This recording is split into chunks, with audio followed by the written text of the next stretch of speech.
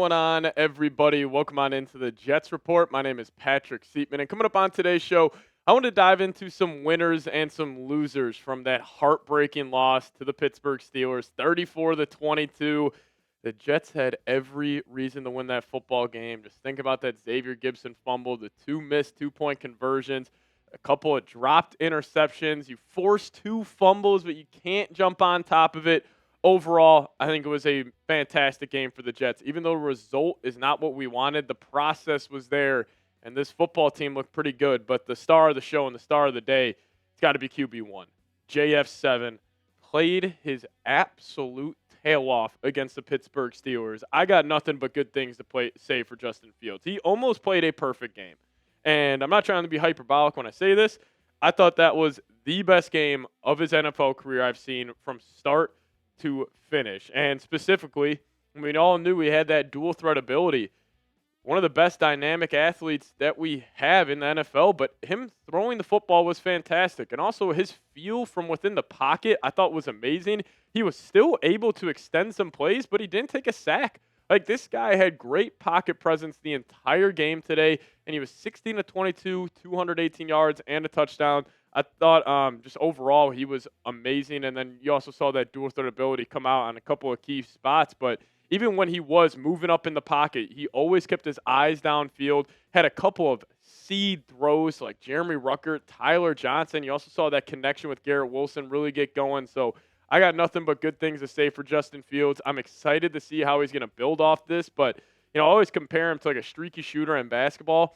We saw him get hot early in this game, and he was just cooking ever since. And also it was a great combination of Fields' passing game and the run game, and that gets me to my second winner here, Breece Hall on the ground.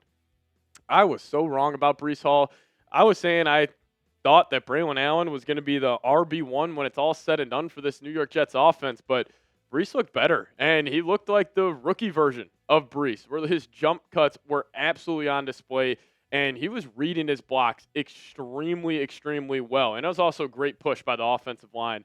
But Breece just looked the part, 19 carries, going for over 100 yards, averaging 5.6 yards per clip. He impressed the hell out of me, and it was just a great combination of, Breece Hall on the ground, just really dominating the Steelers' defensive line. Then you had Justin Fields passing the ball. Like, offensively for the Jets, really can't say a bad thing. And also keep in mind, this is not like you were going up against the Miami Dolphins defense or the Saints defense or one of these bottom feeders in the National Football League. You were going up against T.J. Watt, Jalen Ramsey, Mike Tomlin, and the Pittsburgh Steelers, and you almost pitched a perfect game offensively. So obviously Justin Fields played a key piece, but I also thought Breece Hall, he was just making guys miss in the hole. He was fighting for every yard, so shout out to him. Now, I understand defensively you give up 34 points. Not expecting to see a lot of winners on this list, but I thought Quinnen Williams looked like the best nose tackle in the National Football League earlier on today. He was absolutely fantastic. He had the first sack of the season, bringing down Aaron Rodgers. He was also just hitting him a whole lot, so shout out to Quinnen for that. He actually finished the game with a total of 3 quarterback hits, had 2 TFLs, and also I love his celebration after every big-time play. He just flexes that right arm of his. But, before the season, we're talking about with this Jets team, and defensively, you got to have the blue chippers play like blue chippers. And even though you give up 34 points now, again, a couple of bonehead penalties, you didn't get gashed, like in terms of giving up like 500 yards. Give him a short field with that Xavier Gipson play. Also, Chris Boswell hits a 60-yarder to close out. He misses this. Jets win 32-31. But that guy right there in the interior, he was a big reason why the Jets, they were able to stop the run today. Even though you give up 34 points, you were able to stop the run. A big reason for that was Quinnen Williams. And then the guy in the perimeter defensively, Will McDonald, played his tail off. We talk about this guy having a breakout season, and I think he's sitting on that. And today, he was just fantastic. A couple of moves he had. He had this nasty swim move earlier on today, and ended up having 3 tackles, 2 sacks, 3 quarterback hits. Like, he was filling up the stat sheet. And if the Jets are able to stop the run, which I think they will, you're able to stop a decent Steelers rushing attack. You stop that run. You let guys like Will McDonald, who also Jermaine Johnson popped a little bit. Let those guys pin their ears back. This Jets defense, even though it didn't get gashed today, but you gave up a lot of points, still some good building blocks for the rest of the season. Now, I can honestly make an argument they are probably the biggest winner. This group, the Jets' offensive line, they looked unbelievable today, and specifically the left side. Simpson and Fashanu, I thought looked amazing. And even Membu had a couple of one-on-one pass blocking reps against T.J. Watt, and he stonewalled. I mean, you didn't give up a single sack. You almost ran for 200 yards. And 3 days ago, you lost Elijah Vera Tucker. The fact that you're able to bounce back and play probably the best defensive line, or at least one of the best defensive lines in the league, in the Pittsburgh Steelers, and put on that performance, super optimistic to see where this offensive line, Justin Fields, Breece Hall, and this just whole offense with Tanner Engstrand. Also, I could probably make Tanner Engstrand a huge winner on today's show.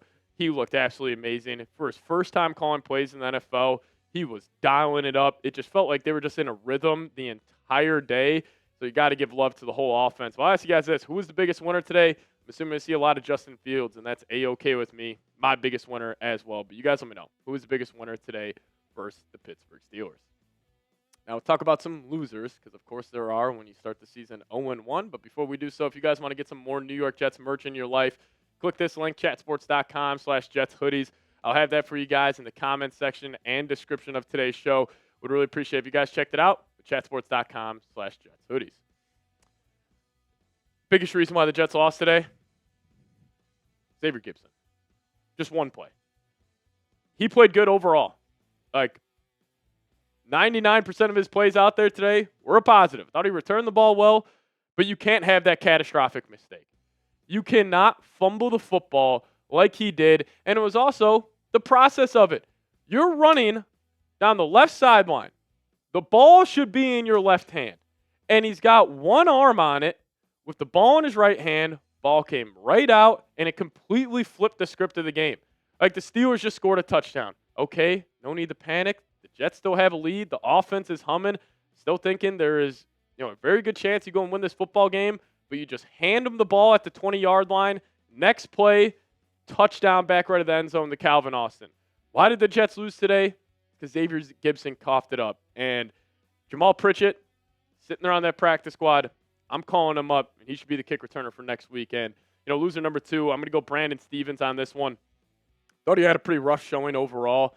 He had a couple good plays here and there, like that last play that forced the Steelers into attempting the 60-yard field goal. Could have been a PI, ended up not calling it. So I like the aggressive play right there from Stevens. Just at least give himself a shot, but he got toasted on the Calvin Austin touchdown.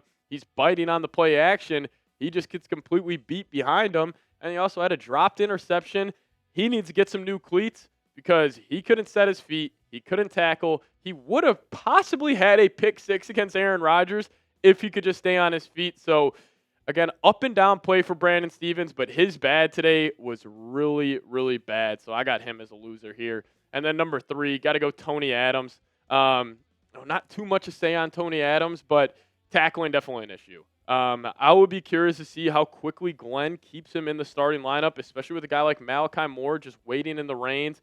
But you didn't see a whole lot from him, especially just tackling today. Like, you talk about the biggest issues from this game, like just the mental mistakes and tackling. And Tony Adams played a huge part in that. Didn't think he looked his best.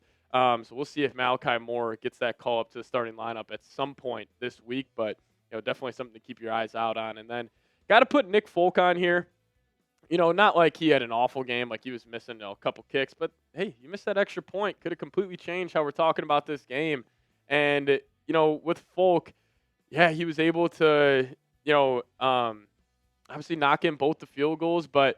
And I guess that extra point didn't technically count because the Jets went for 2. Steelers had an illegal formation. So I'm not saying Folk's like a loser here, but, somebody's got to get some accountability when, damn near the rest of the team played a perfect game. And you never know, that could have just flipped how, Glenn's calling the shots, how Engstrand's calling the shots. But, Nick Folk is loser number 4. And then, loser number 5 for me, this guy's not a loser by any means, but he just didn't really fill up the stat sheet like I thought he was. And that's Braelon Allen. And again, him being a loser on here is pretty much based off what my expectations are for him. I think he is a fantastic running back. I think that 1-2 combination of him and Breece Hall, it's not going anywhere. Even though Breece looked amazing today, I still think Braelon Allen, again, it's going to be feeding the hot hand. Breece had it going today. so you gave it to Breece a whole lot. Braelon didn't. Also, the blocks didn't really set up too well for Braelon. Got stuffed on that 1 2-point conversion, but he did get that touchdown, so that was nice. But I'm expecting him to have a bounce back week against the Buffalo Bills. But just didn't look his best today.